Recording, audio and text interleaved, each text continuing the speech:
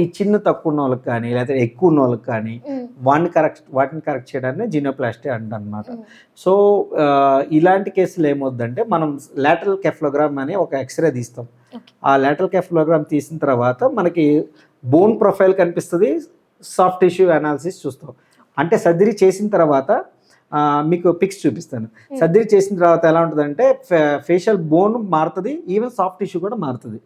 So that will give a good impact on the facial profile of that particular patient. ఇప్పుడు దీంట్లో first మనం profile analysis చేస్తాం అనమాట. అంటే దీంట్లో కాక్స్ అనాలిసిస్ అని ఉంటుంది. కాక్స్ అనాలిసిస్ అంటే nothing but cephalometric for orthognathic analysis. అంటే నేను లాటరల్ కెఫ్లోగ్రామ్ అని ఎక్స్రే చెప్పాను కదా, అది తీసి దాన్ని మనము మార్కింగ్ చేస్తాం అనమాట.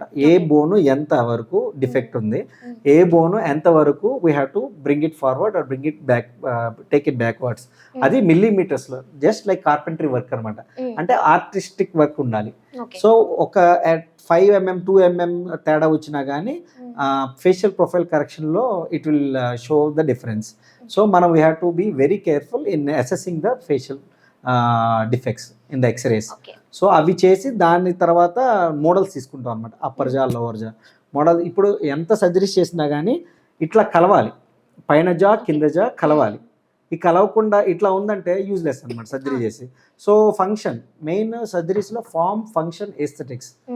ఫామ్ ఉండాలి, షేప్ ఉండాలి, ఫంక్షన్ నవలాలి, తినాలి, and then aesthetics, facial profile అందంగా ఉండాలి.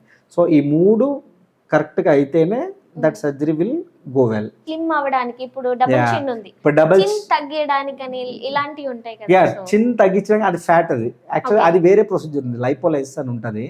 సో అది కాక్టైల్ లైపోలైసిస్ మనం ఇంజెక్షన్స్ ఇస్తే ఇట్ విల్ గెట్ రెడ్యూస్డ్. కానీ ఇంజెక్షన్స్ తీసుకున్న తర్వాత you should not sit ideally. మళ్ళీ if you are not performing any exercises మళ్ళీ it tries to get deposit, fat మళ్ళీ అక్కడికి వస్తుంది. మీరు ఎప్పుడైతే ఎక్సర్సైజ్ చేస్తారో, డైట్ మెయింటైన్ చేస్తారో, ఆ ఇంజెక్షన్స్ తర్వాత తగ్గిపోద్ది. అది వేరే కాన్సెప్ట్ యాక్చువల్గా. That is non surgical, only injections ద్వారా. అది డబల్ చిన్ వాళ్ళకి.